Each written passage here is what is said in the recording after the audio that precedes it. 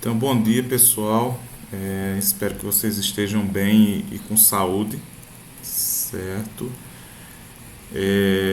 Sexta-feira a gente fez aquela introdução, é uma introdução mais para apresentar a disciplina mesmo, tal. Hoje a gente já inicia com algum conteúdo mesmo, no sentido de conteúdo de física mesmo, física um, né? E como eu comentei semana passada, a proposta é a gente trabalhar atividades relacionadas ao primeiro ano nessa disciplina de Laboratório de Física um, aos conteúdos do primeiro ano do ensino médio, né?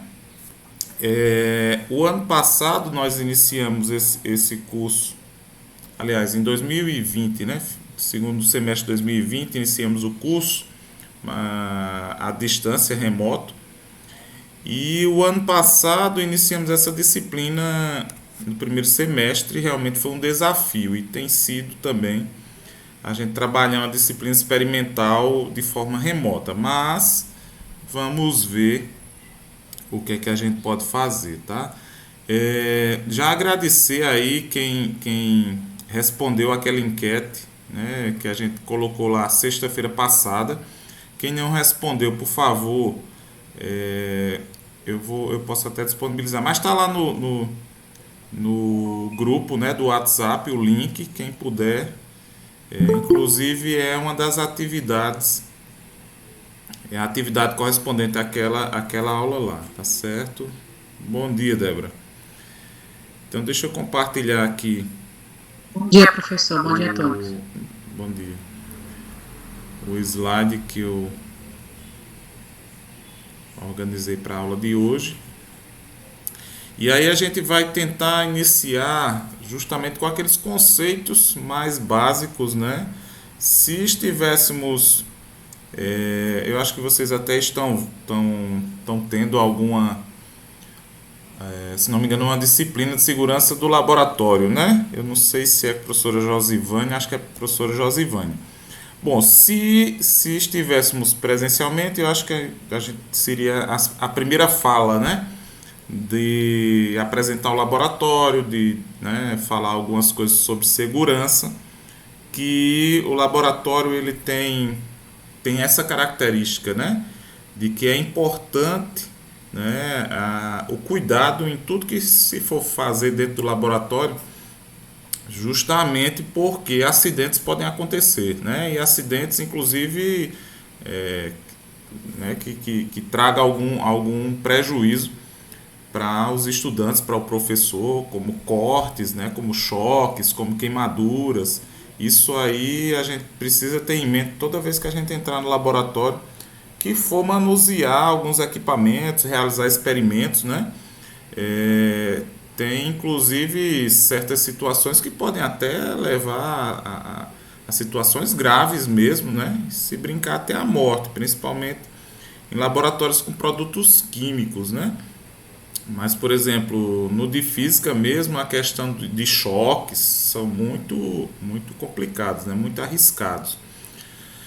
Mas a aula de hoje a gente vai começar falando um pouco sobre a parte de medidas, né? Então, uma das características não só da ciência física, né? Mas de toda a ciência e eu acho que isso é inerente ao ser humano, é a questão de medidas, né? Tudo que a gente faz, né? Quase tudo que a gente faz, a gente mede, né? A gente se preocupa com o nosso saldo bancário, a gente, né, vai comprar uma roupa, tem que ter uma numeração que seja adequada, né?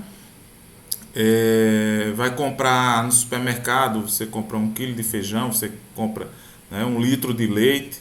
Então, tudo isso é, na verdade, uma evolução, né, uma evolução, inclusive, bastante longa, né, da própria humanidade, das próprias pessoas que inventaram, né, inventaram tudo isso. Né? As medidas, a gente vai ver, são invenções. Né?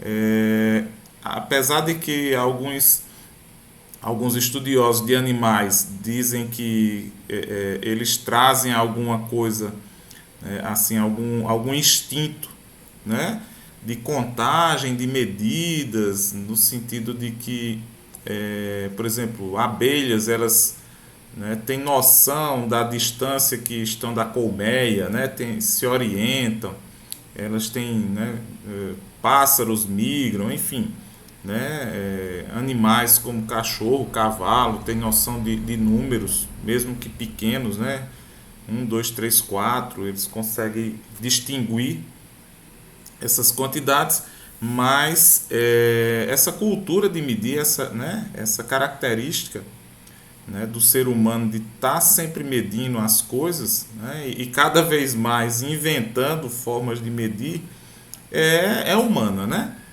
Então, o que é medir? Né? Então, eu peguei aqui algumas definições que eu encontrei na internet, claro. Então, uma delas é o seguinte: medir é o processo de determinar experimentalmente um valor de magnitude numérica para uma característica que possa ser atribuída a um objeto ou evento no contexto de um quadro ou referência que permita fazer comparações com outros objetos ou eventos, né?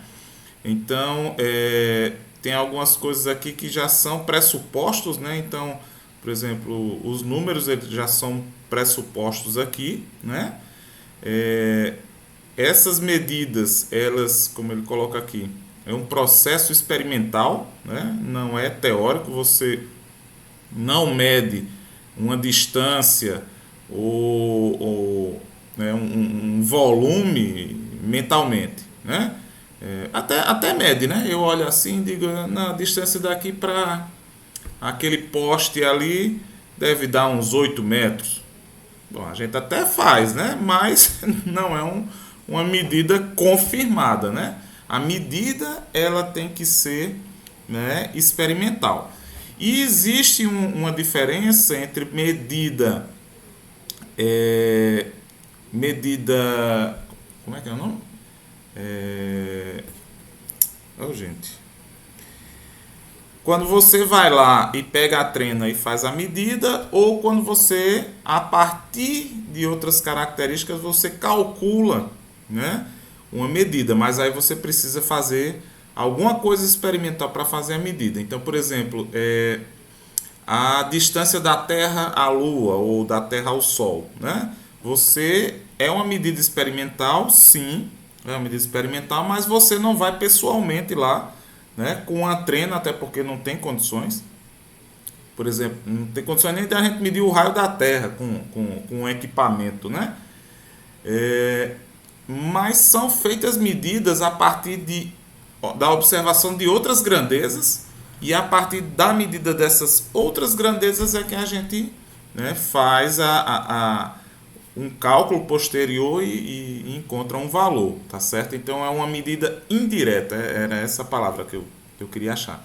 Existem medidas diretas, quando você vai lá e mede, por exemplo, você pega um termômetro, coloca na axila, né, e retira, e você está medindo diretamente ali a temperatura, né? Pelo menos uma temperatura externa, mas você está medindo, né? E você, por exemplo, sei lá, aí você mede a massa, né? O volume de água para fazer um miojo. Você pega o recipiente, coloca lá, você está fazendo a medida diretamente. A massa você pega, coloca numa balança. Você vai no supermercado comprar, sei lá, presunto, mussarela, diz, eu quero 300 gramas de presunto. O cara vai lá e bota na balança e está medindo diretamente lá, né? Mas algumas outras medidas não, algumas outras medidas são indiretas. E aí, inclusive, nessa disciplina de laboratório, a gente tem sim algumas medidas que a gente vai fazer de forma direta, que, ao meu ver, deve ser a grande maioria. Mas a partir dessas medidas a gente vai fazer alguns cálculos para determinar outras grandezas, né? Então, por exemplo, a velocidade, né? Velocidade de lançamento de uma bolinha. Eu não tenho um velocímetro aqui que eu vou deixar no local, quando a bolinha passar ele vai medir a velocidade. Não vai ser assim, né? Vai depender, eu vou lançar ela de uma certa altura e vou medir a distância em que ela cai. Medindo a distância com que ela caiu e a altura, eu consigo definir qual é a velocidade, eu consigo definir, inclusive, qual é a velocidade na horizontal, qual é a velocidade na vertical, né? A partir dessas medidas e dos cálculos que eu vou utilizar essas medidas, né? Então, medir, isso aqui foi no Wikipedia que eu encontrei, tá? É determinar ou avaliar por meio de instrumento ou utensílio de medida ou algo usado como padrão, né? Mensurar, segundo o dicionário do Google, né? Medir é mensurar. Medir é determinar ou avaliar a partir de um instrumento ou utensílio de medida, né? Ou ainda com algo usado como padrão. E uma outra definição que eu encontrei, não sei onde foi, é comparar uma característica com um padrão previamente definido. É aí, um pouquinho mais na frente a gente vai falar, mas esse padrão, justamente, gente, é o que eu disse que a gente inventa, né? Foram invenções, né? Então, todo mundo já fez o ensino médio aqui. Acho que no início do primeiro ano, a gente trabalha a parte de Sistema Internacional de Medidas, né? O famoso SI, Sistema Internacional. E cada padrãozinho daquele ali, de comprimento, de tempo, de massa, de temperatura, de que mais? De corrente elétrica, de candela, de intensidade luminosa, e ainda tem outro, né? São 7. Cada padrãozinho daquele foi uma invenção. Então, quem foi que criou, né, uma barra mais ou menos desse tamanho assim e disse que aquilo era 1 metro, né? Então, e hoje em dia os padrões eles só funcionam se a grande maioria da comunidade concordar com ele, né? É por isso que, inclusive, hoje existe uma organização a nível mundial que trabalha, né, continuamente. Eu acho que a cada 2 anos ele se reúne. Sueli. Bom dia, Sueli. Se reúne para verificar a questão dos padrões, né? E até recentemente, pessoal, se não me engano, foi em 2018 ou foi 2019, não sei se vocês lembram de uma notícia da revisão do padrão de massa, né? Que aí os caras estavam tentando construir um padrão de massa, porque é o único padrão ainda que se utiliza um modelo físico para ele, né? Então, por exemplo, acho que o primeiro, se não me engano, padrão do metro, ele foi construído uma barra, né, de irídio. Mais alguém? Vinícius. Bom dia, Vinícius. Seja bem-vindo. Foi construído uma barra de irídio, se não me engano. Esqueci agora qual o outro material. E todas as réplicas, né, utilizadas por todo mundo eram réplicas idênticas ou quase idênticas, né, desse padrão. Só que o que é que acontece? A gente sabe que a temperatura influencia no tamanho. Muito pouco, se for algo sólido, né, dificilmente você consegue ver visualmente, mas influencia. Então, quando esse padrão começou a ser utilizado para medidas de moléculas, de átomos, ele precisou de uma revisão, né, para que alcançássemos uma maior precisão. E aí foi quando se definiu o comprimento de 1 metro, né, como... Aí tem lá um tempo da propagação de um laser, né, de uma onda eletromagnética, por 1 dividido pelo 299 milhões, não sei quantos mil, não sei quantos segundos. Porque aí, com essa definição, aí você tem um laboratório aqui no Brasil, outro no Japão, outro na Europa, outro na África. E aí você, seguindo essa receitazinha bem direitinho, você consegue replicar aquela distância independente de você estar fazendo cópias, né? E aí as cópias, dependendo do período, elas podem, né, ter um tamanho maior, ter um tamanho menor, e um padrão, né, com maior precisão você tem mais segurança.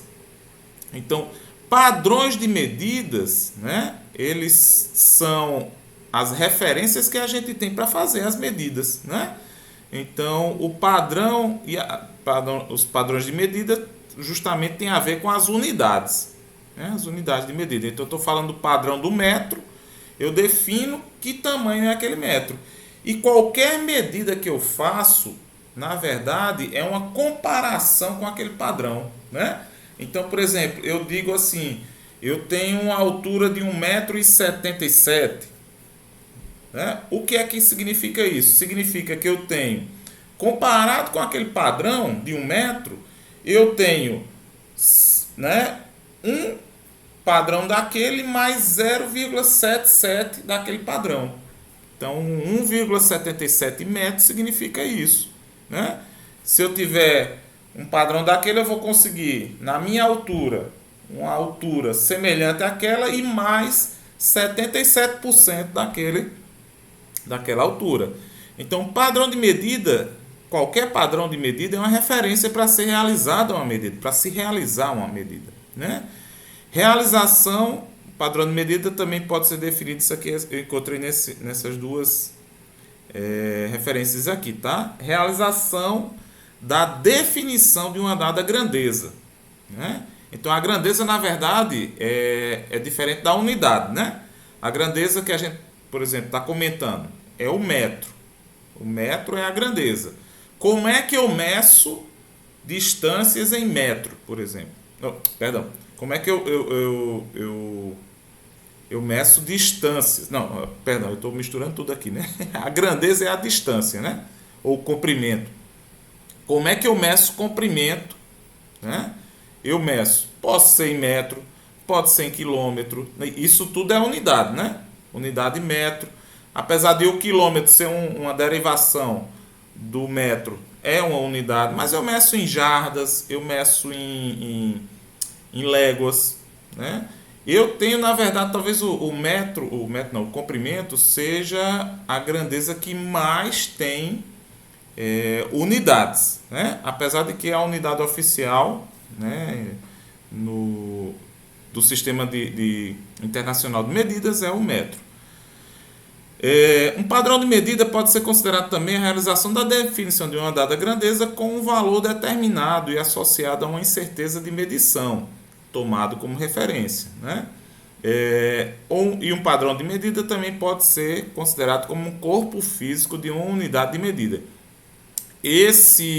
Inclusive o corpo aqui ele já está entre aspas, porque antigamente sim, como eu comentei, a gente tinha o padrão do metro, era um corpo, era uma barra, né? O padrão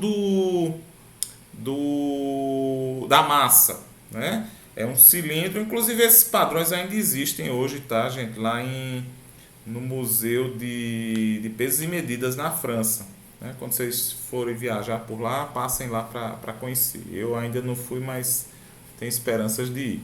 Então é um cilindro, ele não é tão grande não, né? É pequeno assim, né? Compacto e tal, mas é o único padrão ainda que está, né, tá se revisando aí. Eu acho que inclusive já foi revisado. Então, corpo físico no sentido aqui era realmente um corpo que servia de referência. Mas hoje em dia não existe mais necessariamente esse corpo, né? Você tem meio que uma receita, né? Uma definição, quer seja a partir como é o do metro, né? Da propagação de onda eletromagnética, o padrão da corrente elétrica agora tem a ver com a definição de campo magnético, campo elétrico, eu não me recordo bem não. E o padrão de massa, eles estavam, se não me engano, querendo fazer a definição também a partir de uma força magnética, né? Uma força que produziria, né? A força tem a ver com com a massa, na medida que força é igual a massa vezes a aceleração, né? Então você definia uma aceleração, definia uma força, dividia esses dois, você encontrava uma massa, se não me engano. Já faz um tempo que eu li sobre isso, mas eu vou até voltar a ler. Bom, e aí como a gente mencionou algumas grandezas, né? Aliás, todas as grandezas, grandeza, pessoal, em ciência, né? Aqui, uma grandeza é tudo aquilo que a gente pode medir, que pode ser medido e possibilita que tenhamos características baseadas em informações numéricas e ou geométricas. Então, em ciência, a gente tem muito isso. Ou a gente consegue fazer uma medida, né, e trazer, como ele coloca muitas vezes, né, nesses textos, informações numéricas, a gente consegue quantificar, ou isso não está dentro da ciência, pelo menos das ciências exatas, né, como a gente fala. Ciências física, química, né, biologia, matemática também pode ser considerada uma ciência, se bem que muitas vezes não é considerado também uma ciência. Mas grandeza é tudo aquilo que a gente pode medir. E medir, como a gente disse, é você dar um valor e dar uma unidade, né? Então, 11 metros. 11 é o valor, metro é a unidade, tá? Então, grandeza é tudo aquilo que a gente pode atribuir uma medida, um valor e uma unidade. Grandezas físicas, bom, são aquelas grandezas que podem ser medidas, aí claro, né? Ou seja, que descreve qualitativamente e quantitativamente as relações entre as propriedades observadas no estudo dos fenômenos físicos. Então, a definição de grandeza física é simplesmente as grandezas que correspondem, né, a fenômenos físicos. Isso aí também peguei do Google aqui. Se você botar no Google, né, o que é grandeza física, ele vai retornar essas duas respostas aí. Bom, uma diferenciação também que a gente faz, né, entre grandezas escalares e grandezas vetoriais, e grandezas fundamentais e grandezas secundárias, tá? Então, a diferença, bom, grandezas escalares, eu acho que até vocês já sabem, vetoriais, né? Uma grandeza escalar ou grandezas escalares são aquelas que ficam completamente definidas apenas com o valor e a unidade de medida, né? Então, se te perguntam a temperatura, né, é comum você responder, sei lá, 23 graus, por exemplo. Não há necessidade de ter mais nenhuma informação, né? Eu costumo dizer assim, grandeza escalar é aquela que, se você, né, fizer a pergunta, obtiver a resposta, e você perguntar assim, é para frente, é para trás, é para cima, é para baixo, e isso não fizer sentido, então não é uma grandeza vetorial, uma grandeza escalar, né? Porque a grandeza vetorial é aquela que vai ter um valor, mas ela vai ter uma direção e um sentido, né? Então, por exemplo, eu digo, minha massa é de 90 quilogramas, né? Aí alguém pode até brincar, né? Isso é só na sua barriga, né? Na parte de trás, é só na parte de baixo, é só na parte de cima, pode brincar nesse sentido. Mas quando eu estou falando de massa do corpo de uma pessoa, é a massa completa. Então não faz sentido se eu perguntar se essa massa é para cima ou se é para baixo, né? É para a direita ou é para a esquerda essa massa? Não faz sentido, né? É como também eu dizer assim, então massa é uma grandeza escalar, né? É como eu digo, gente, que hora é agora? Aí você responde 9 horas, professor, 9 horas e 2 minutos. Aí eu digo assim, mas isso é para cima ou é para baixo? Hora não é hora, não existe hora para cima ou hora para baixo, né? Professor, essa hora é para frente ou é para trás?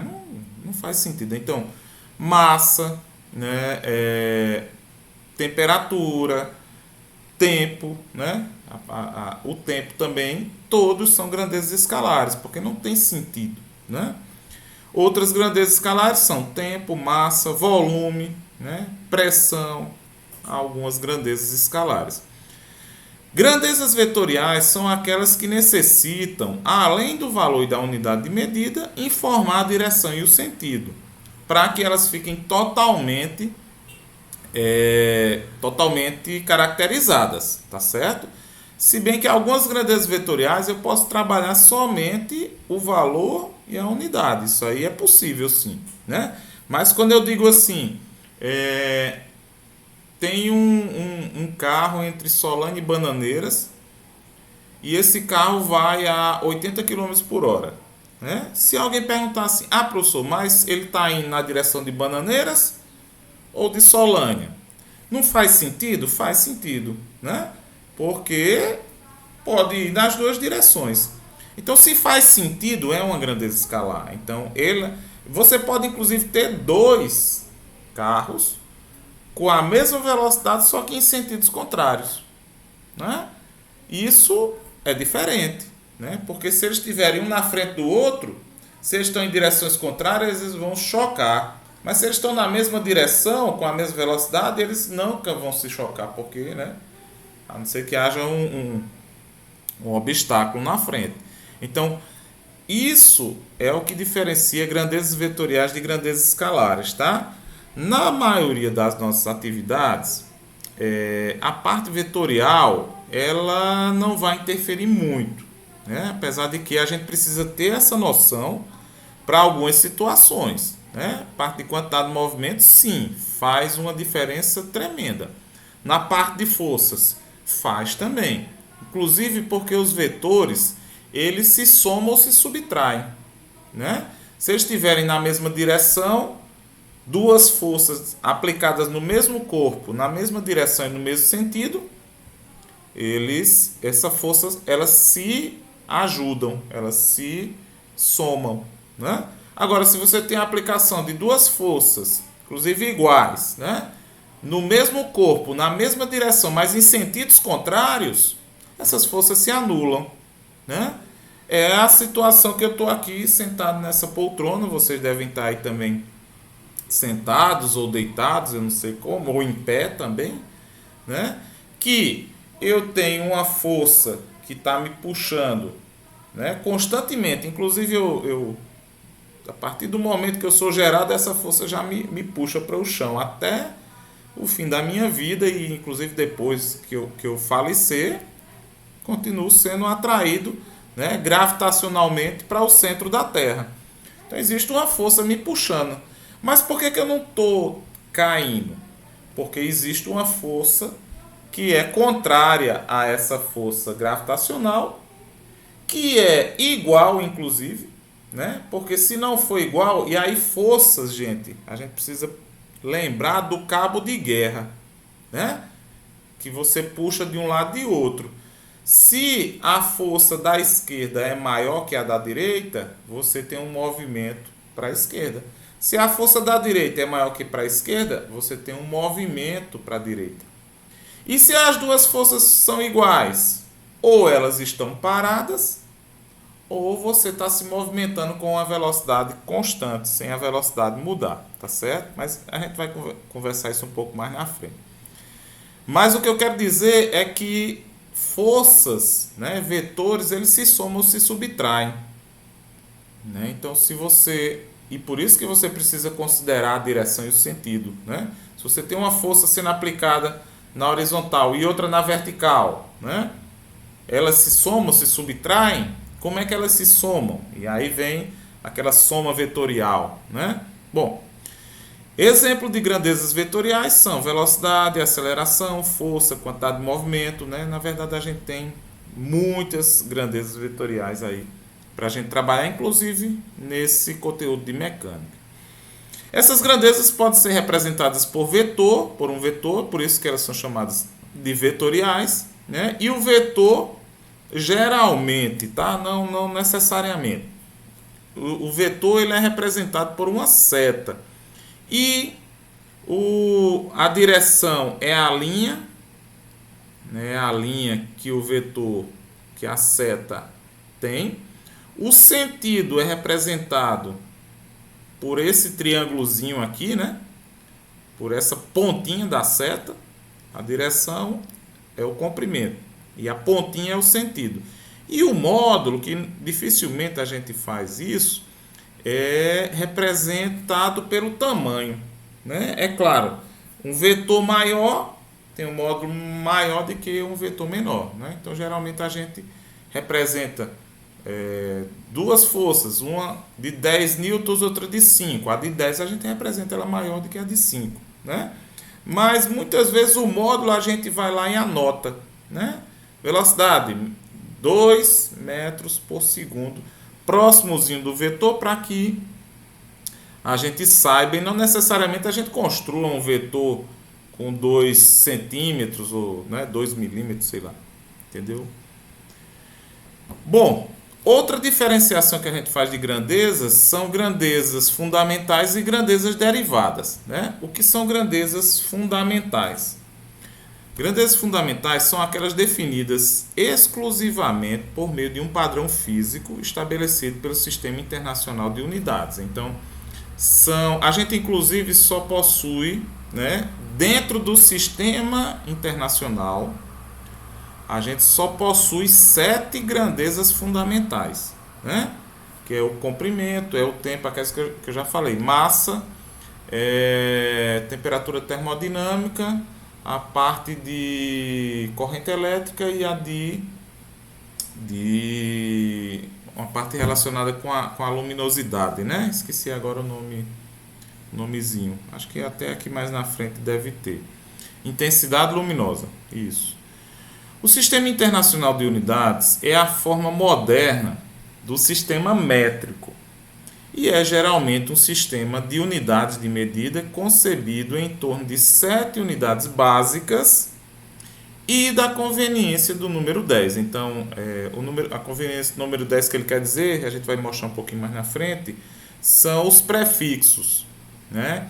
Então, por exemplo, eu defino o metro e eu defino todos os prefixos que eu posso ter do metro. Então, um prefixo é o quilo. Então, quando eu pego o quilo e junto com o metro, eu produzo o quilômetro, né? O quilo, ele representa uma multiplicação por 1000, ou seja, é 1000 vezes mais.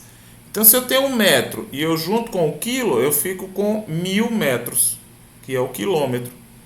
Eu tenho a grama, não, no sistema internacional é o quilo, é o quilograma, que é a definição. Mas eu tenho, por exemplo, o ampere, que é outra unidade fundamental. Se eu junto com o quilo, eu tenho o quiloampere, que são 1000 amperes, né? E assim por diante. Como eu também tenho não só prefixos múltiplos, que vai me dar valores maiores, como eu tenho prefixos submúltiplos, que vão me dar valores menores, que é o caso do centi, do mili, né? O miligrama é 1000 vezes menor que 1 grama. O milímetro é 1000 vezes menor que o metro. O mililitro, 1000 vezes menor que o litro. E assim por diante, né? Então, a conveniência do número 10 é justamente porque os prefixos eles são múltiplos de 10, né?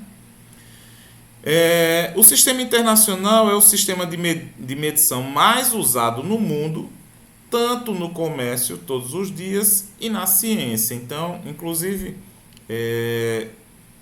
ao longo da história da humanidade, né, o comércio, a troca entre comerciantes de regiões diferentes e da mesma região também, sempre existiu, né? Sempre existiu, desde que o homem é homem, que inventou o câmbio, né, a troca e a moeda, sempre existiu o comércio. E aí a igualdade dessas conversões, ela, né, produziu a necessidade de que tivéssemos cada vez mais medidas mais precisas, né? E começou dessa forma a definição de grandezas e de unidades, né? Já tivemos inúmeras grandezas, unidades, perdão, para a medida de, por exemplo, massa, e hoje a gente ainda tem bastante, né?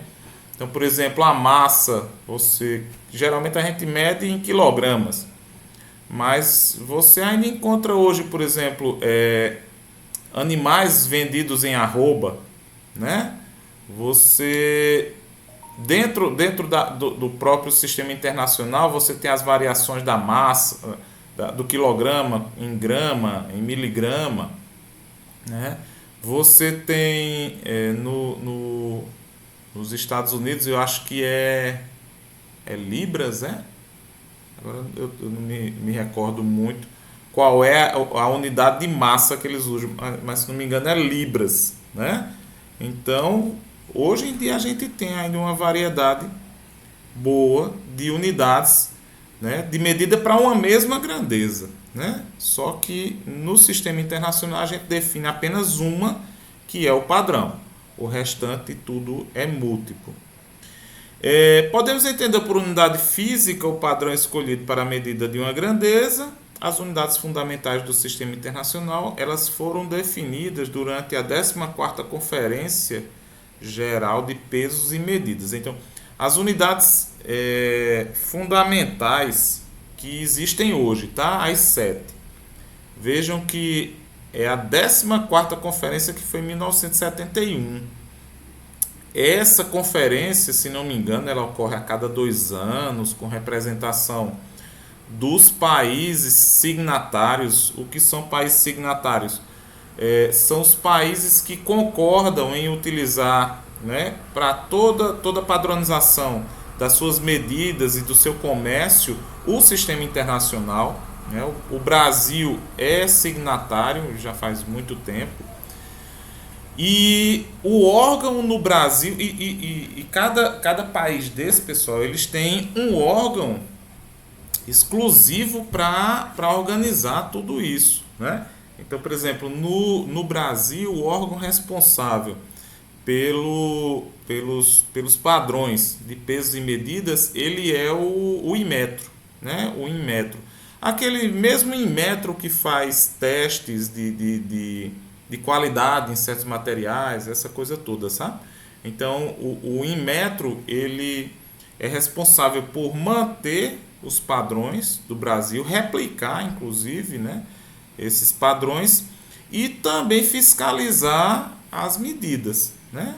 Então, você vai ver lá que toda balança que é comercializada, ela precisa estar no padrão.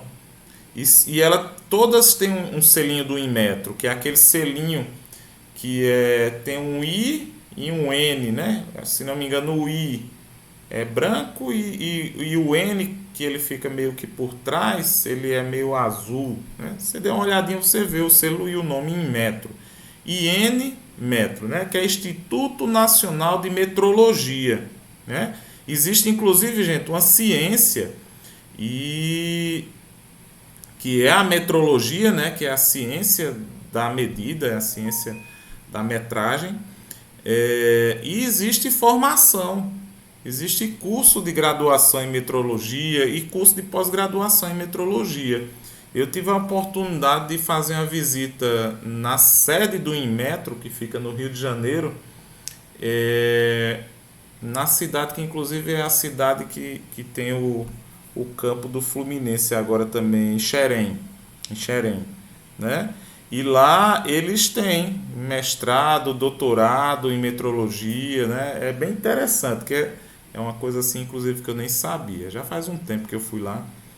E é muito bacana mesmo, porque muitas vezes a gente nem tem notícia, né, dessas coisas, mas elas sim, elas existem. E foi numa conferência também de pesos e medidas, eu acho que em 2017 ou foi 2018, se não me engano, que foi proposto a mudança do padrão do quilograma, tá? O quilograma continua sendo o mesmo, mas a forma de você definir o que é um quilograma foi alterada, tá certo? Sistema Internacional de Unidades, ele surge, inclusive, tem até um livro bem bacana que eu tenho, como é que é o nome, meu Deus do céu? Que conta, né, a história do Sistema Internacional de Unidades. medindo o mundo, parece que é assim, a medida do mundo, é um negócio assim, eu esqueci agora, mas eu tenho em casa. O Sistema Internacional de Unidade, gente, ele surge, é, o, o primórdio dele, né? Ele surge lá na Revolução Francesa. Não sei se vocês já escutaram essa história. A Revolução Francesa eu sei que vocês já escutaram. Mas quando houve a Revolução Francesa, que derrubaram a monarquia e que, acho que foi a burguesia, né? Alguém lá que assumiu, o pessoal que assumiu lá, eles queriam revolucionar tudo, inclusive, e justamente por isso, eles queriam inclusive mudar os padrões de medidas que existiam na época por uma questão que fosse mais científica, né? Então foi a origem do sistema métrico, né? Acho que vocês já ouviram falar, o sistema métrico decimal. O sistema métrico, todos os padrões dele levavam em conta o metro, né? Então, o metro, eles definiram como... deixa eu ver como é que é a primeira definição do metro. Eles fizeram a medida, né? E aí uma medida indireta, tá, gente? Fizeram uma medida indireta do raio da Terra e dividiram essa medida em quatro partes, né? E a distância do polo ao Equador, eles dividiram, se não me engano, em 10 milhões. Né? É o valor do raio da Terra dividido por 40 milhões. Então eles chegaram a uma medida aproximada, né, que de um metro do metro que a gente tem hoje. A partir daí fizeram uma barra, construíram uma barra e essa barra começou a ser o padrão do metro. Então eles queriam tirar a pessoalidade, né, a pessoalidade para o padrão. Né? Então eles não usaram, porque inclusive a Inglaterra tem muito desses padrões, né? Polegada, braça, cúbito, que eu acho que é a distância da ponta dos dedos aqui, se não me engano, cúbito, a mão, enfim, né? O sistema inglês, ele era um sistema que ele, né, colocava pessoas, inclusive era o rei, né? A polegada do rei, era a altura do rei, era a braça do rei, enfim, né? E era difícil isso porque se um rei morresse e viesse outro, né, com outras medidas, ou o próprio rei, à medida que ia passando o tempo, ia mudando suas medidas, enfim. Então a França iniciou com o sistema decimal, métrico decimal, essa impessoalidade. A partir do padrão da constituição do padrão do metro, começaram a definir, né, os outros padrões. Então, por exemplo, um segundo eles definiam como o tempo de um pêndulo de, não sei exatamente quantos metros, um metro, alguma coisa assim, e voltar, né? A massa, quilograma, era um cubo de 10 centímetros de lado, né, um cubo e cheio de água. Essa era a quantidade de massa. E o sistema métrico decimal ele só tinha essas três unidades padrão. Né? Era o tempo, era o comprimento e era a massa. Ao longo do tempo, o pessoal começou a perceber que essas definições elas eram falhas. Né? Então, até 1960 havia em todo o mundo diversos sistemas de medidas, isto é, conjuntos diferentes de unidades fundamentais que davam origem a inúmeras unidades derivadas. Grandezas como força e velocidade, por exemplo, tinham cerca de uma dezena de unidades diferentes em uso. Por essa razão, a 11ª, então já tinha acontecido 10 conferências antes, né? Por essa razão, a 11ª Conferência Geral de Pesos e Medidas, CGPM, criou o Sistema Internacional de Unidades com o objetivo de eliminar essa multiplicidade de padrões e unidades, né? Então, o Sistema Internacional deveria atribuir a cada grandeza uma só unidade. o que foi acordado já em 3 conferências depois, em 1971. Então vejam que aqui foi criado o sistema internacional, mas o padrão das unidades ainda passou aí quanto tempo? Aqui eu não sei qual foi a data, mas aí passou pelo menos mais 3 conferências para poder ser definido. O sistema internacional como a gente conhece hoje, tá? Antes disso, antes do sistema internacional, era o sistema métrico, decimal, né? E eles usaram, claro, muita coisa do sistema métrico, né? Então, o próprio metro, né, o tempo, o comprimento, o tempo, a massa, já existia outros padrões, tá certo? E a utilização da parte decimal, né, das potências de 10. Então, ó, o Sistema Internacional de Unidades, como eu comentei com vocês, né, tem as 7 grandezas: comprimento, tempo, massa, temperatura termodinâmica, corrente elétrica, a quantidade de matéria, faltou mencionar, né?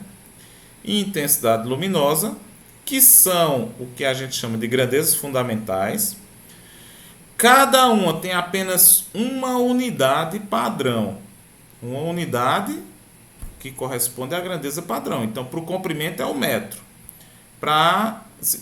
E cada uma tem um símbolo também, né? Então, metro, símbolo M. Tempo, a unidade é o segundo. E o símbolo S minúsculo. A massa, quilograma, e o símbolo Kg. A temperatura termodinâmica é o Kelvin, com o símbolo K maiúsculo, esse é um K maiúsculo. Corrente elétrica, Ampere, com o símbolo A maiúsculo. Quantidade de matéria é o mol, com o símbolo que é a mesma palavra, mol também. Intensidade luminosa é candela, com o símbolo CD, tá certo? E os prefixos, eles colaboram justamente com os múltiplos e submúltiplos. Submúltiplos são valores menores, múltiplos são os valores maiores que aquela grandeza.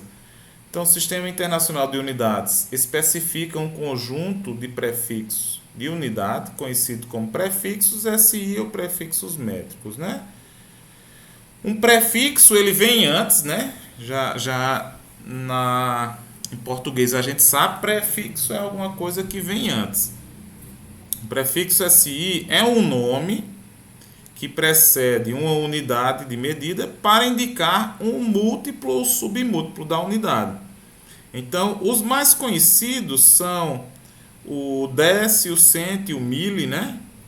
O deca, o hecto e o quilo. Na verdade, entre esses 3, o quilo é o mais conhecido de todos. Com a parte de computação agora, né? A gente tem o mega, o giga e o tera, bem famosos, né?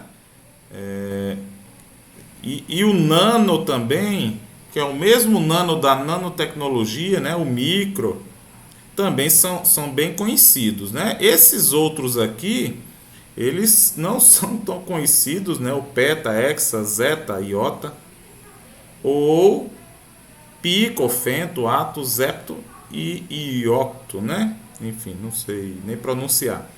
Mas existem, né? Existem e podem ser usados, tá certo? E tem um detalhe que é o seguinte: os 3, né, primeiros aqui, o deca, o hecto e o quilo, eles vão aumentando de 10 em 10. Mas a partir do quilo, eles vão aumentando de 1000 em 1000, né? Então, 10 elevado à primeira, 10 elevado à segunda, 10 elevado à terceira aqui, né? E depois, ó, 10 à sexta, 10 à nona, 10 elevado a 12, né? A 15, a 18, 21 e 24. Esse daqui é o limite até o então, né? Se não me engano. E a mesma coisa para os sub, né? É 10 vezes menor, 100 vezes menor e 1000 vezes menor. Aí a partir daí vai 10 a menos 6, 10 a menos 9, 10 a menos 12, menos 15, que é já, aqui, se aqui é 1000, aqui é 1 milhão de vezes menor, aqui 1 bilhão de vezes menor, aqui 1 trilhão de vezes menor e assim por diante, tá certo? Então, muitas vezes a gente encontra uma medida que já vem com os prefixos, né? Cada prefixo tem um símbolo único que é colocado à frente. Cadê? Eu nem falei dos símbolos, né? Aqui tá aqui, ó, os símbolos, né? Então, o quilo é o K, o mega é um M maiúsculo, gente. Isso aqui faz uma diferença tremenda, ó, porque eu tenho o mili sendo um M minúsculo. Então, se ao invés do M maiúsculo eu coloco um M minúsculo, eu estou trocando 1 milhão de vezes maior por 1000 vezes menor. Então, vê a diferença que é, né? 1 bilhão de vezes. Eu estou pegando um negocinho 1000 vezes menor ao invés de 1 milhão de vezes maior, tá? Então, o giga é o G maiúsculo, o tera é o, né, terabyte, gigabytes. O micro é essa letra grega aqui que se chama Mi, né? Vejam que ela tem uma perninha maior do que a outra, né? Parece um U, mas não é um Mi. Ela tem essa perninha mais puxada aqui. O nano, que é o N, o nano, gente, é porque moléculas e átomos, eles estão nessa a nanotecnologia, né? Eles estão nesse tamanho aqui, de 10 a menos 9 metros, né? Então, 1.000, milhão, bilhão. 1 bilhão de vezes menor do que o metro, né? Ou 1 bilionésimo de metro do metro. Então, por isso que a gente chama de nanotecnologia. É a capacidade de trabalhar com partículas desse tamanho, né? Cada prefixo tem um símbolo único que é colocado à frente do símbolo da unidade. O prefixo SI, os prefixos SI são padronizados pelo Bureau Internacional de Pesos e Medidas em resoluções datando de 1960 a 1991. Então, entre esses dois, né, nessa faixa de tempo aí, eles foram atualizando, né, com novos prefixos até a gente ter os que nós temos hoje. Sua utilização não se limita a unidades do sistema internacional, né, e muitos deles remontam à introdução do sistema métrico em 1790. É o que a gente estava comentando agora. A gente usa gigabytes, terabytes, né, e o byte ele não é uma unidade do sistema internacional, é outra unidade, inclusive de dados, né, de informática e tal. Mas a gente usa, não se limita somente às unidades, né?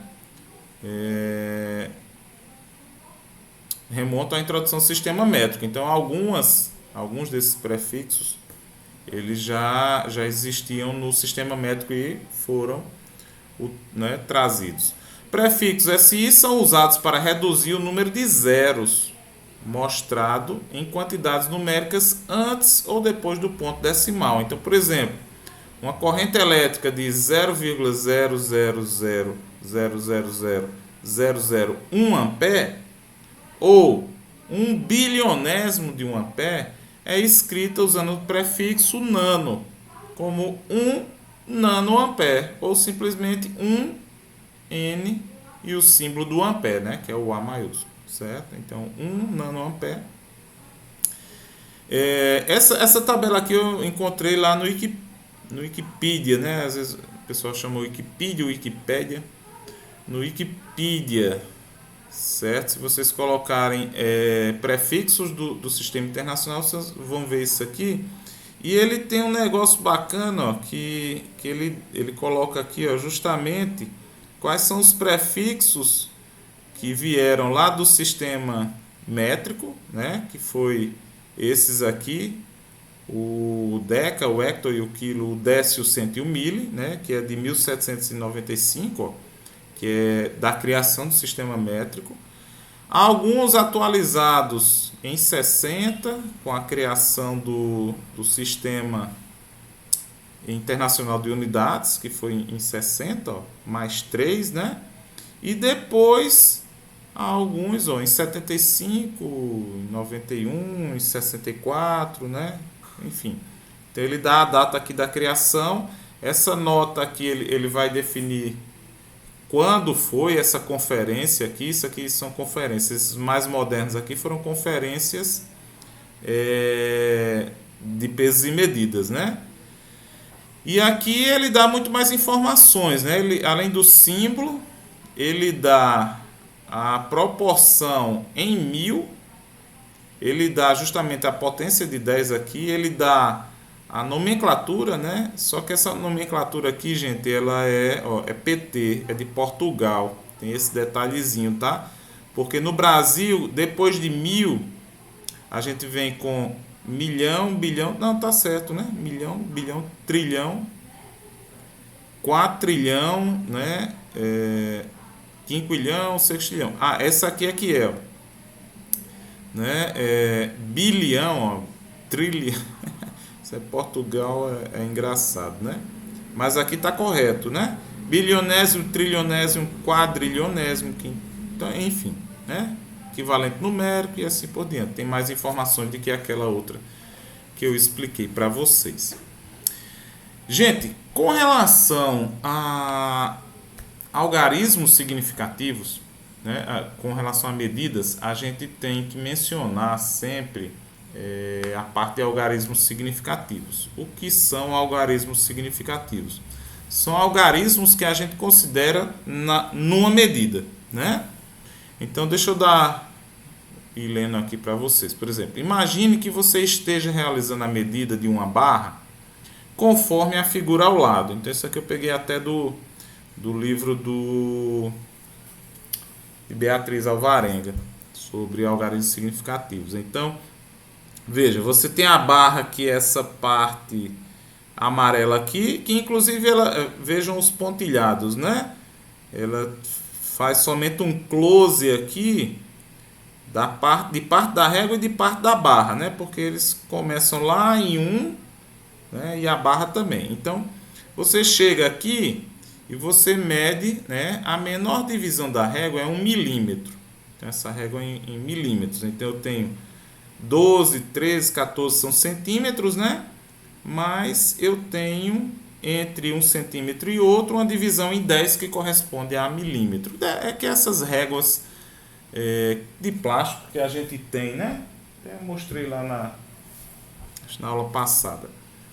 Ao tentar expressar o resultado dessa medida, você percebe que ela está compreendida, né? Aqui, ó, 14, 14,1, 14,2, 14,3 e 14,4, né? Ela nem está em 14,3 exatamente, nem 14,4, mas ela está entre 14,3 centímetros e 14,4 centímetros.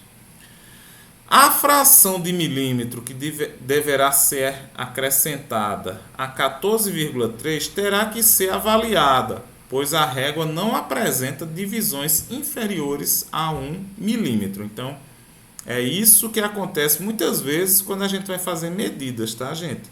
A gente precisa ver se isso aqui está mais ou menos na metade, se está mais próximo do 3, se está mais próximo do 4. Então, precisa ser avaliado visualmente, né? Se a gente der um close, novamente, como eu estou chamando, né? Aumentar, amplificar isso um pouquinho, a gente vai verificar que ele está muito próximo da metade. Então, eu posso acrescentar aqui um 5, né? Que significa justamente a metade entre este e este, né? Esta e esta medida aqui. Então, para fazer essa avaliação, você deverá imaginar o intervalo entre 14,3 centímetros e 14,4 subdividido em 10 partes iguais. E com isso, a fração de milímetro que deverá ser acrescentada é 14,3. Então, quando a gente faz isso, a gente avalia aí e acredita que, né, seja.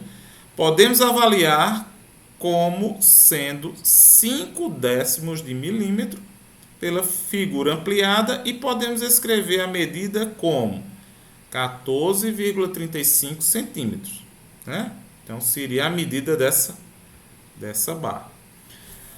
Observe que estamos seguros em relação a 3 algarismos. ao 1, ao 4 e ao 3. A gente tem certeza, né? Inclusive pela régua, que a barra ela tem valor maior que 14,3. Isso a gente tem certeza, né? Outra certeza também é que ela é menor do que 14,4, já que eles foram obtidos através das divisões inteiras da régua, ou seja, eles são algarismos corretos da medida. Então a gente considera aqueles algarismos da medida que a gente tem certeza, a gente considera eles como algarismos corretos, tá certo? Entretanto, o algarismo 5, ele foi um chute, ele foi avaliado, né? Isto é, você não tem certeza sobre o seu valor e outra pessoa poderia avaliá-lo como sendo, ao invés de 5, ser 4 ou 6, né, por exemplo.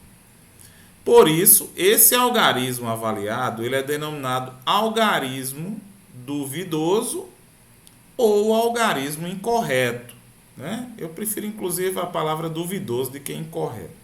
Mas o último que você avalia, né, que você chuta lá, eu acho que é 5, eu acho que é 3. Esse último algarismo que você não tem certeza, né? Os corretos é aquele que você tem certeza. Aquele que você não tem certeza, eles chamam algarismo duvidoso. No resultado de uma medida, devem figurar os algarismos corretos e apenas o primeiro algarismo duvidoso avaliado, tá certo? Então, nas medidas, eu posso ter quantos números eu quiser, mas o último sempre vai ser um algarismo duvidoso, porque vai ser um algarismo que está abaixo da capacidade do instrumento, né? É o que a gente chama do erro, né? É o erro, certo? Então é aquele último algarismo que pode ser um pouquinho mais, um pouquinho menos, que a média dele é mais ou menos aquela que a gente tem lá, né? E todos os outros são algarismos corretos. Então só devo colocar um algarismo duvidoso na minha medida. E todos os algarismos da medida, os corretos e o duvidoso, eles são chamados de algarismos significativos, tá? Porque eles trazem um significado. A partir daí, podemos entender que duas medidas expressas, por exemplo, como 42 centímetros e 42,0 centímetros, elas não são a mesma coisa, certo? Então vejam, e é muito comum a gente ver isso em física, né? Algumas medidas, inclusive teóricas mesmo, de cálculo, você vir com os valores de 42,0, né? 2,0, 5,0. Eu já vi muito isso em livros, né, em questões de física. Por quê? Porque nessa medida aqui, ó, nessa medida, eu tenho certeza que, sei lá, alguma coisa, né, que eu medi, tem no mínimo 42 centímetros, né? Ou seja, esse zero aqui é que eu estou chutando, que ele não tem, né, nada mais do que 42. E já numa medida como 42, sem ser o vírgula zero, eu tenho certeza apenas do 4. O 2 ele aparece como duvidoso, né? Então é por isso, né, que a gente em geral escreve dessa forma aqui: 42,0 centímetros não representam a mesma coisa. E resultados como 7,65 kg e 7,67 kg, eles não são tão diferentes assim. No fundo, né, fundamentalmente, não são tão diferentes assim, já que diferem apenas no algarismo duvidoso. Então ele tem o 7 e o 6, que são algarismos corretos, iguais, né? E o 5 e o 7 são algarismos duvidosos, mas justamente essa é a função do algarismo duvidoso, né? É depender de quem fez a medida, né? Então, se eu só citei a medida da massa, né, de um mesmo corpo por diferentes pessoas, a gente pode ter essas medidas, né? Até outras aqui, 7,66 também poderia aparecer, entendeu? E na verdade está um pouco ali, se for uma balança que não seja de precisão, né? Que tenha a medida de milésimos de quilograma, né? De miligramas, por exemplo. Se ele só medir até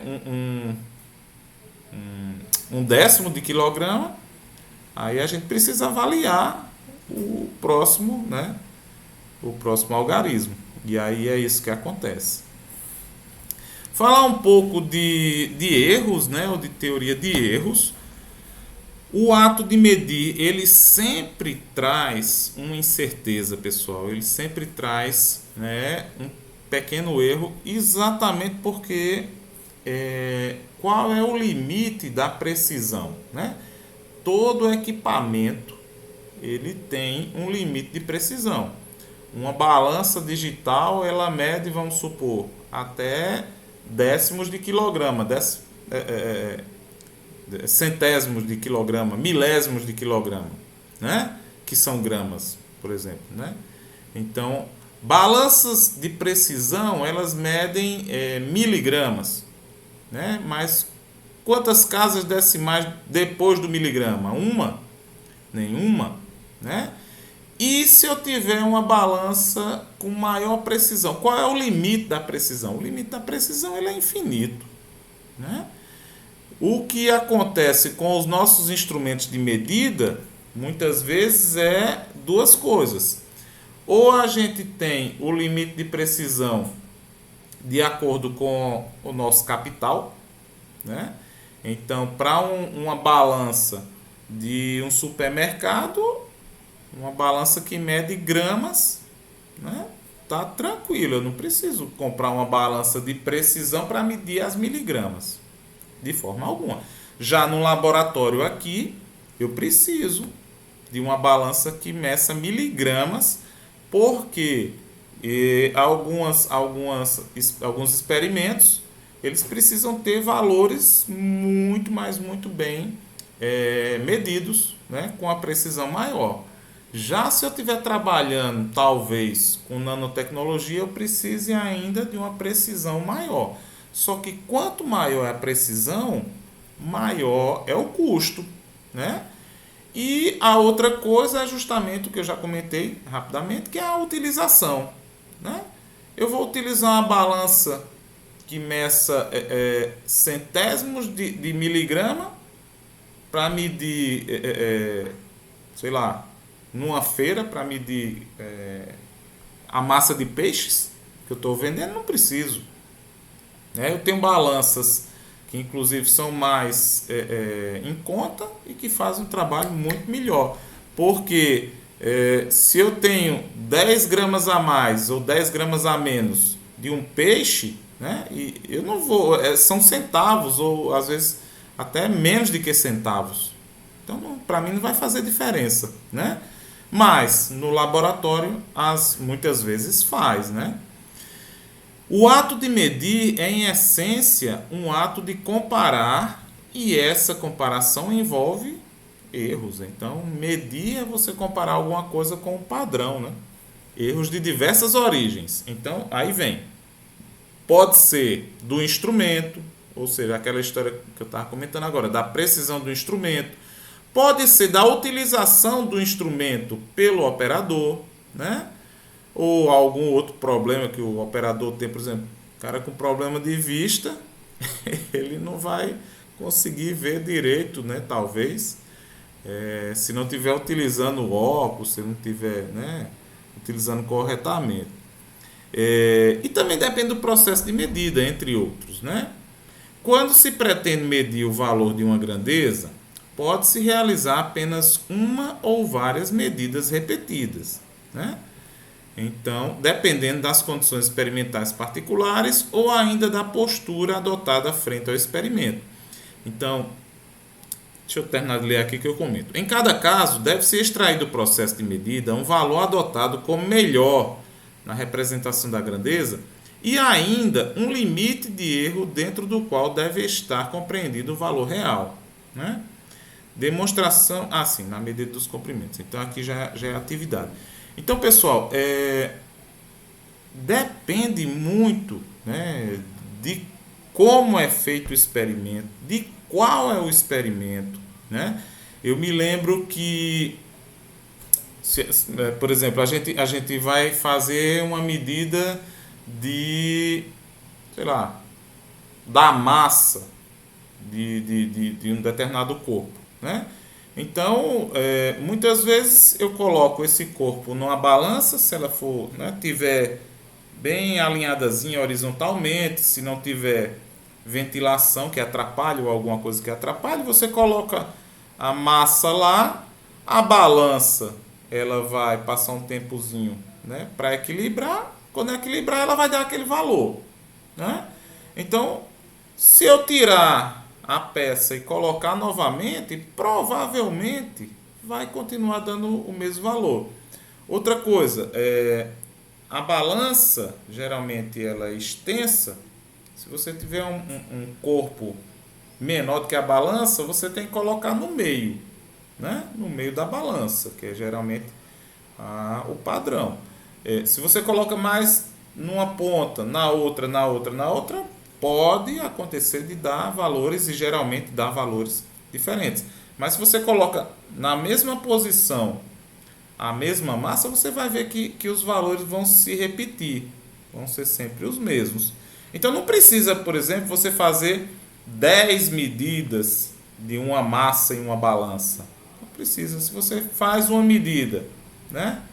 Retira, coloca de novo, deu o mesmo valor, acabou. Já pode considerar aquele valor ali como valor médio, né? Quando você tem, por outro lado,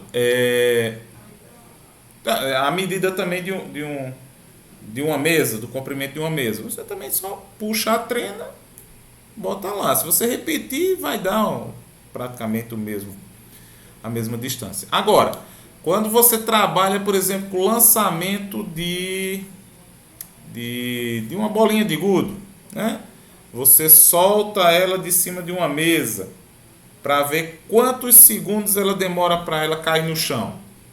Aí é diferente, porque aí você não tem o controle exato, né?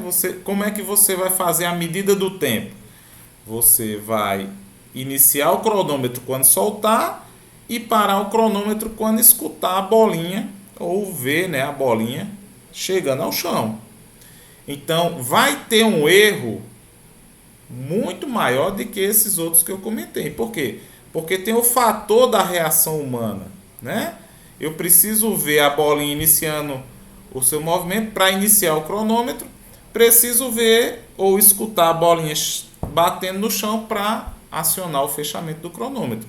Então, uma situação como essa, a gente faz geralmente várias vezes, 10, 15, quantas vezes a gente achar necessário, para que essa quantidade de informações a gente faça a média, né? Porque a média ela vai minimizar os erros, certo?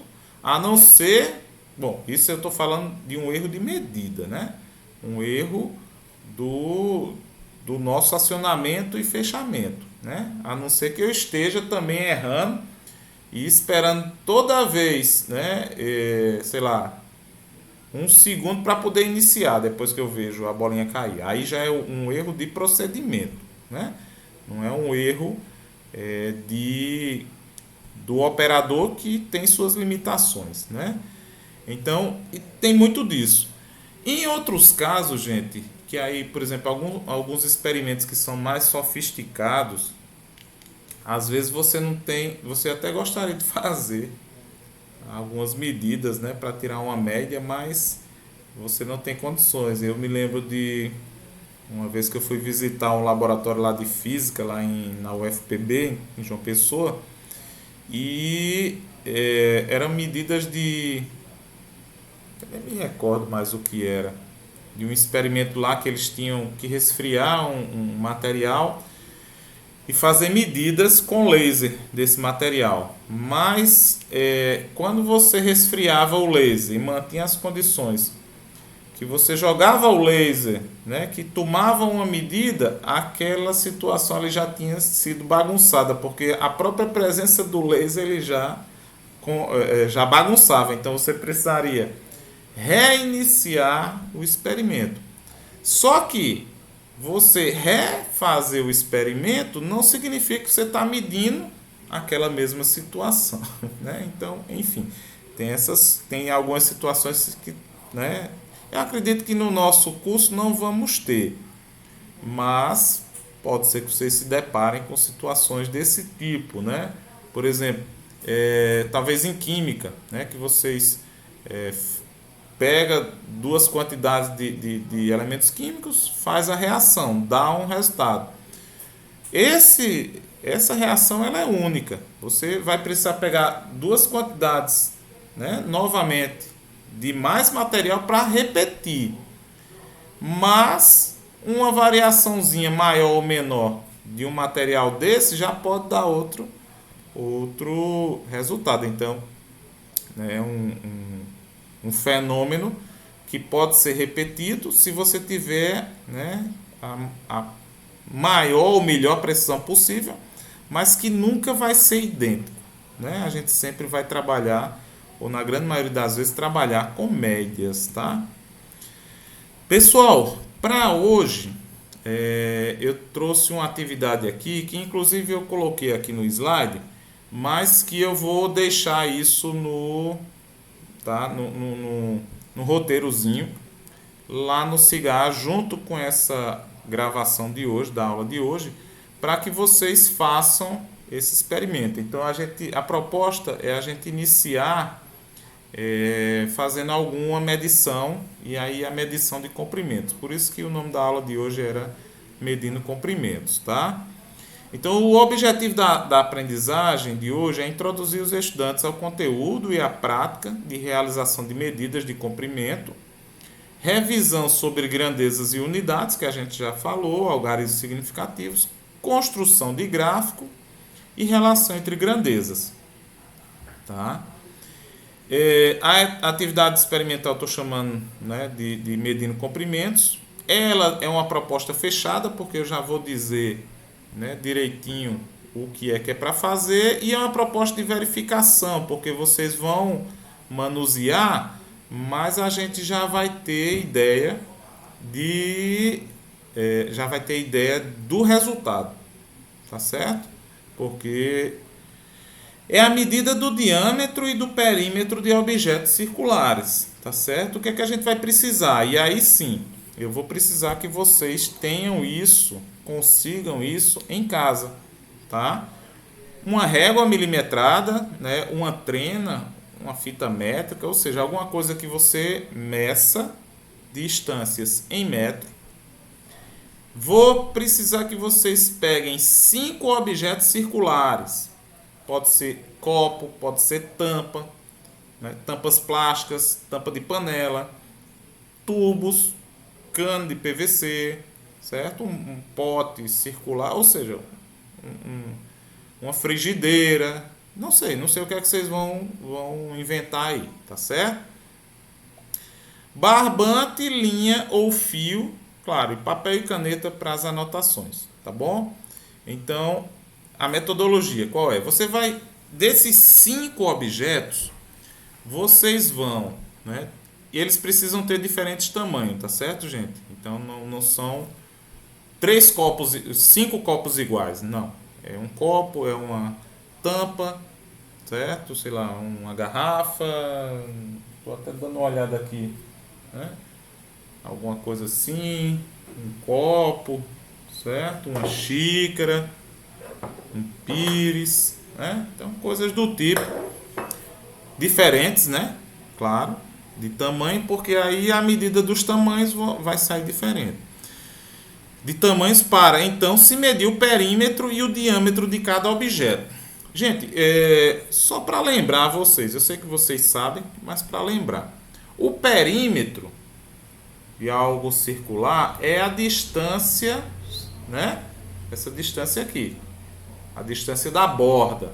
Então eu quero que vocês meçam essa distância aqui. E o diâmetro é essa distância, tá? De um lado a outro, passando pelo centro. Passando pelo centro.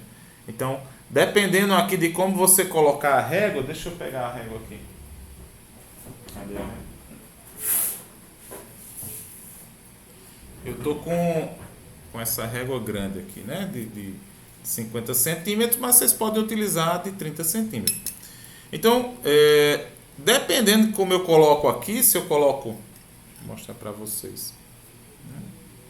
Cadê? Sei lá, bota aqui, né? Se eu coloco mais para cima ou mais para baixo, claro que o diâmetro que eu estou medindo, né, essa distância aqui vai ser maior ou vai ser menor, né? Então, no olho, você pode tentar fazer a medida aí. Deixa eu ver aqui mais ou menos quanto é que dá. Eu vou mexendo aqui um pouquinho para ver se eu também encontro um valor que não seja tão distante, né? Então, eu encontrei aqui, por exemplo, 10,7. Aí eu vou lá e anoto. Aí, ó, o objeto A vocês colocam o nome, tá? Por exemplo, pires. Qual é o diâmetro? 10,7 que eu encontrei aqui. E o perímetro? Bom, aí é onde entra o barbante, né? Que a gente pode pegar o barbante, circular aqui e depois retirar, né? Correspondendo à distância do perímetro. Ou, se vocês tiverem alguma fita métrica daquelas que são flexíveis, vocês podem colocar ela ao entorno e medir diretamente, né? Eu sugeri o barbante, justamente, ou uma linha, né, alguma coisa, ou até um pedaço de papel também, né? Você recorta uma fita de papel, enrola aqui e você marca, certo? Enfim, aí vai da criatividade de vocês. E depois vocês vão lá e medem qual é o perímetro.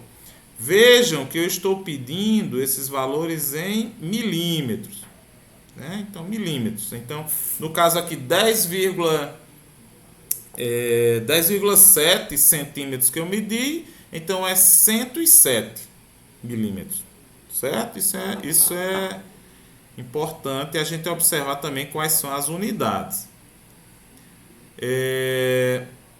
Essas medidas podem ser feitas, por exemplo, com o auxílio de um barbante, uma fita métrica ou mesmo régua milimetrada e serem anotadas em milímetros.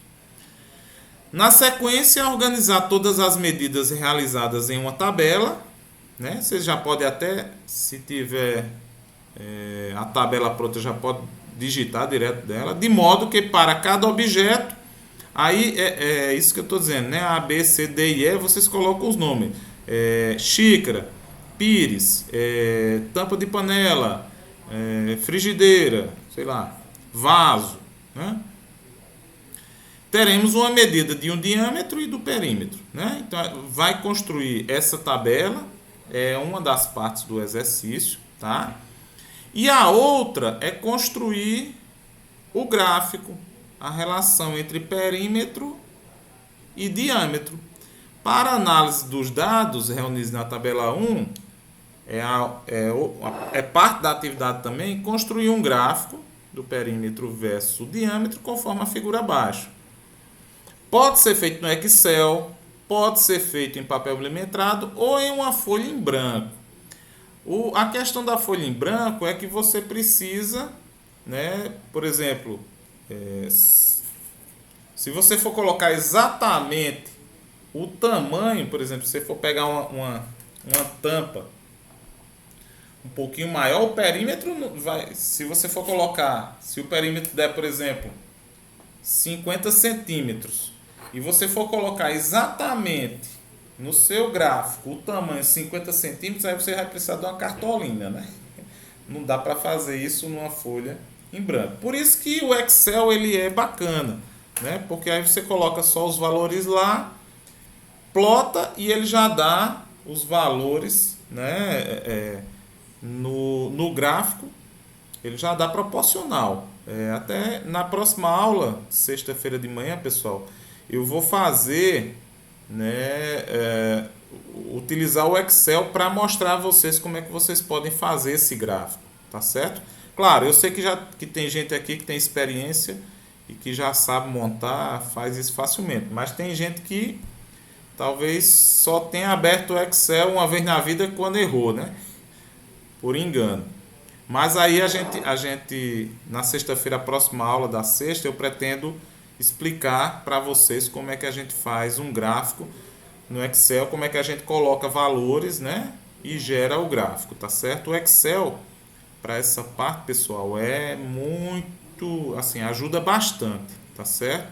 Até porque depois que você faz o gráfico, você pode copiar esse gráfico e colocar no Word, né? Enfim, a tabela também e assim vai. Com base no gráfico, então a atividade ela vai se encerrar com algumas perguntas aqui, tá certo? É possível encontrar alguma relação entre o perímetro e o diâmetro, né? Em caso positivo, escreva em detalhes que relação é essa.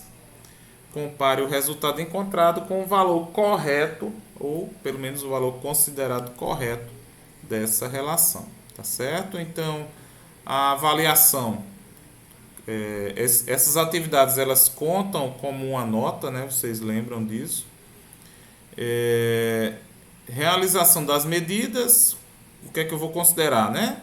Construção do gráfico, resposta das questões e, claro, isso precisa que vocês me entreguem, então eu solicito que vocês mandem para o e-mail, tá certo? O e-mail que eu vou estar recebendo é o rodrigo.ronelli@academico.ufpb.br, tá certo? Que aí não se preocupe que esse e-mail também está lá no roteiro, tá certo? Que eu vou colocar daqui a pouco. Então, algumas referências que eu usei para a aula de hoje, né? Esse livro daqui, Experiência em Ensino de Ciências, que tem esse capítulo aqui que é bem bacana, que inclusive essa experiência tá lá.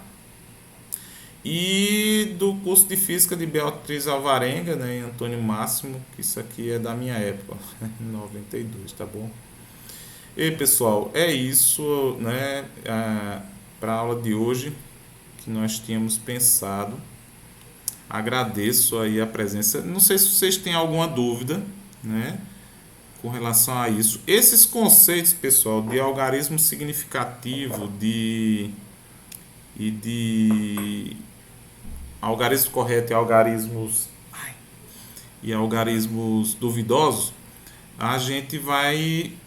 Eu queria que vocês fizessem as medidas usando isso também, tá certo? Em vários momentos a gente vai utilizar sim. Então, quando vocês medirem, né, como eu medi, por exemplo, o tamanho do diâmetro do pires, que eu disse que era 10 centímetros e 7 milímetros, então para eu escrever em milímetro eu vou escrever 107,0. Então eu estou considerando que o algarismo duvidoso é zero, tá certo? Mas se eu depois for olhar bem mais de perto assim e ver que ele passa um pouquinho do 7, eu posso colocar 107,5, 107,4, sei lá, dependendo do que eu estou visualizando, tá certo? Então, vou deixar essa atividade para vocês, certo? Sexta-feira aí a gente faz, eu vou trazer alguns objetos aqui para a gente fazer essas medidas. No caso eu, tá? Vocês não vão poder usar essas minhas medidas não, vocês vão fazer as medidas de vocês. E aí eu vou colocar aqui no Excel para a gente gerar, né, o gráfico lá para a gente ver como é que fica. E o Excel ajuda a gente bastante nessas tarefas. Tá certo, gente boa. Então agradeço aí a presença de vocês, espero que vocês, né, estejam bem e permaneçam bem. E a gente se vê lá sexta-feira, tá certo? Se alguém tiver alguma dúvida, eu não olhei o chat aqui, não sei se tem alguma, né, pelo que eu estou vendo aqui, né, só bom dia mesmo. Então, Agradeço aí pela presença e até sexta-feira. Beleza, gente boa? Valeu. Tchau, tchau. Daqui a pouco eu vou colocar essa aula lá no Cigar, tá certo? E assim como a atividade também.